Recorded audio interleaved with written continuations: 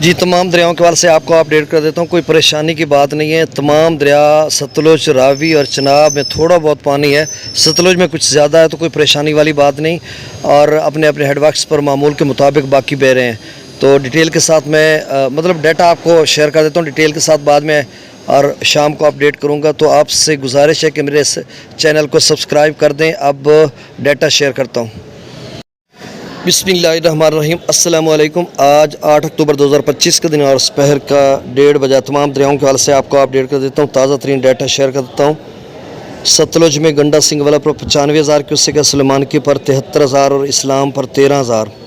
अब सतलुज पर लेवल कम हो रहा है और पीछे भी कम हो रहा है। रावी में जसर पर 19,000, शादरा पर 22,000, बल्लोकी पर 29,000 और सिदरई बराश पर 34,000 क्यूसेक डाउन स्ट्रीम है। दरिया चनाब में मराला पर 33,000, खानकी पर 51,000, कादराबाद पर 52,000, चिनियोट ब्रिज पर 2,000, त्रिमू बराच पर 0 और पंजनंद पर 22,000 क्यूसेक है। मंगला डैम से 9,000 क्यूसेक, रसूलपुर से खराज 0 है।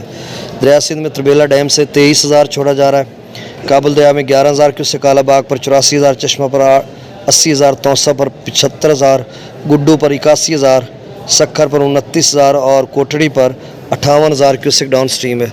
बहुत शुक्रिया, अल्लाह हाफिज़।